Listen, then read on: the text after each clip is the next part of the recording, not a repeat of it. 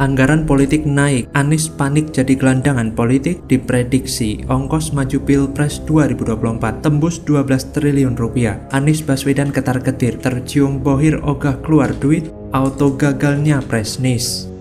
Hasil survei terbaru menyebutkan bahwa 80% lebih masyarakat, setidaknya di Pulau Jawa ya, itu puas dengan kinerja Pak Jokowi, bahkan sampai 84% khususnya di Jawa Tengah.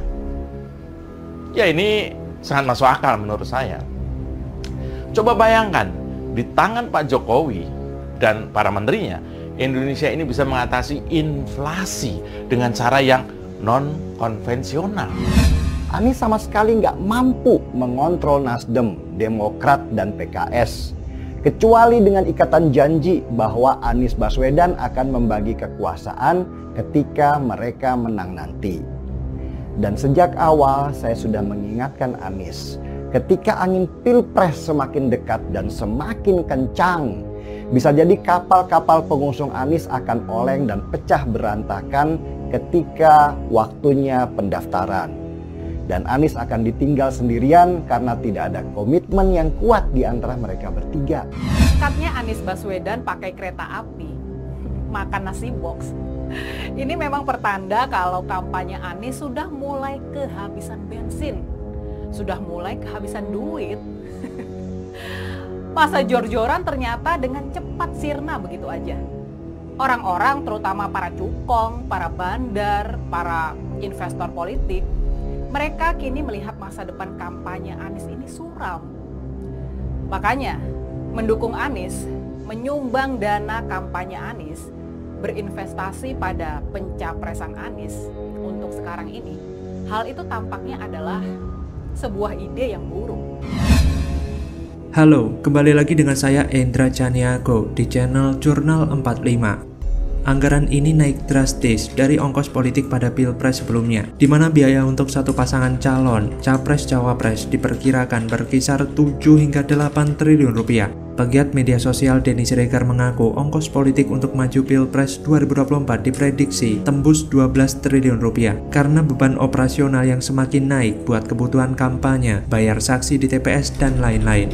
Anggaran politik di Pilpres yang terus membengkak, kata Denny Siregar, membuat Capres-Cawapres mesti punya modal finansial yang mumpuni. Maju ke gelanggang Pilpres, kata dia, memang tak cukup hanya bermodal semangat. Denny Siregar lantas menyinggung Anies Baswedan. Dengan modal sebesar itu, Capres usungan Koalisi Perubahan itu diprediksi bakal kepayahan. Anies juga dinilai sukar mendapatkan donatur karena elektabilitasnya terus-terusan anjlok di berbagai survei nasional. Hal lain yang bikin para donatur ogah mengongkosi Anies Baswedan di Pilpres kali ini adalah karena label Bapak Politik Identitas yang sudah melekat padanya. Sebagai Bapak Politik Identitas, jelas bohir-bohir di Pilpres berpikir ulang untuk masuk dan membiayai pertarungannya Anies. Selain itu, Anies Baswedan juga tidak mampu mengontrol Nasdem, Demokrat, dan Partai Keadilan Sejahtera atau PKS. Menurut Denny Siregar, Anies Baswedan merupakan capres paling rapuh dibandingkan Ganjar Pranowo dan Prabowo Subianto, karena bukan merupakan kader partai yang hanya diusung Nasdem, Demokrat, serta PKS agar presidensial threshold 20% terpenuhi. Denny lantas mengatakan Anies berbeda dengan Menteri Pariwisata Ekonomi Kreatif Sandiaga Salahuddin Uno yang telah masuk menjadi Ketua Badan Pemenangan Pemilu atau P3. Karena Anies bukan kader dari partai, ia tidak mampu mengontrol Nasdem, PKS, dan PKB, dan yang dipegangnya untuk bersama ketiganya hanya janji berbagi kekuasaan jika menang Pilpres 2024. Melihat hal yang seperti ini, secara radikal bisa dikatakan pasangan Anies dan Cawapres akan tersisih di putaran pertama. Putaran kedua akan bertarung sengit antara Prabowo dan Ganjar Pranowo. Kenapa Anies diprediksi tersingkir di putaran pertama? Selain adanya politik identitas, salah satu alasannya karena Anies antitesis Jokowi dan mengusung tema perubahan. Sedangkan menurut survei mayoritas masyarakat Indonesia merasa puas dengan kinerja pemerintahan Presiden Jokowi. Bahkan menurut lembaga survei pernah menyentuh angka 82%. Bahkan ada kemungkinan juga Anies Baswedan kehilangan tiket capresnya. Saat ini dua partai pengusung Anies yaitu Partai Demokrat dan Partai Nasdem tengah berurusan dengan hukum. Bukan hanya itu, hubungan antar kedua partai juga buruk, saling serang dan saling hujat. Jika Anies Baswedan benar-benar gagal nyapres, maka perpolitikan tanah air akan berubah. Kemungkinan besar Prabowo akan menang melawan Ganjar jika tidak ada lagi capres lain. Karena Partai Demokrat, Nasdem, dan PKS kemungkinan besar akan bergabung dengan Partai Gerindra dibandingkan bergabung dengan PD Perjuangan. Partai Gerindra akan mendapatkan dukungan 3 partai besar. Hal ini tentu saja memperkuat kekuatan politik mereka untuk memenangkan Prabowo jadi capres. Ganjar bisa saja jadi pemenang dengan catatan mendapat dukungan penuh dari Presiden Jokowi. Walaupun tidak bisa maju lagi capres, Jokowi masih mempunyai pengaruh dan kekuatan politik yang sangat besar. Dukungan Jokowi kepada Ganjar akan membawa gerbong massa yang sangat besar untuk memperjuangkan Ganjar jadi presiden. Prabowo yang mendapatkan kekuatan tambahan dari KPP akan mendapatkan perlawanan sengit dari para pendukung Jokowi yang militan. Inilah nasib Anies Baswedan, ditinggal Bohir, gagal menjadi capres, otomatis akan menjadi gelandangan politik. Lantas bagaimana kalau menurut Anda? Presiden harus kerja nyata. Ini bukti Anies jago ngebacot daripada bekerja. Iya, politis. Karena memang kita harus punya calon-calon presiden 2024 yang terbaik kan. Kalau kualitasnya seperti Anies, ya memang hancur. Jadi Jakarta saya sudah hancur nih sekarang. Apalagi Indonesia nanti. Itu yang harus diingat publik. Anies Baswedan, jangankan kita rakyat jelata. Presiden ke-6 kita, Susilo Bambang Yudhoyono, itu pun dibohongi mentah-mentah. Seorang presiden saja dibohongi, apalagi rakyat. Jadi kita harus melihat dengan jernih rekam jejak yang bersangkutan ini. Jangan mudah kita percaya dengan omongan manis, mulut manis, orang yang pintar menata kata.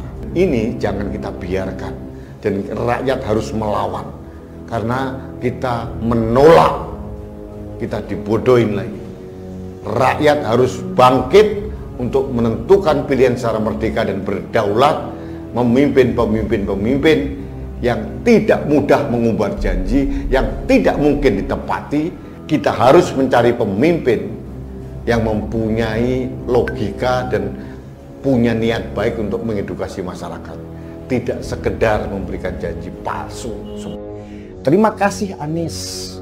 Dengan adanya dirimu, kami akhirnya bisa melihat bahwa beginilah jadinya kalau rakyat memilih seseorang, memilih pemimpinnya bukan dari pencapaian kerjanya, bukan dari kemampuan manajerialnya, bukan dari kecakapan strateginya, tetapi hanya dari wajah dan agamanya. Warga yang gak cerdas memang hanya melihat seseorang dari imannya saja. Halo, kembali berjumpa dengan Helmi Thohir di channel Jurnal 45. Banyak yang menyangka Presiden Jokowi takut sama pencapresan Anies. Itulah kenapa orang nomor 1 di Indonesia itu dikatakan benci sama Surya Paloh. Karena Om Brewok mencalonkan ex-gubernur DKI tersebut sebagai capres 2024.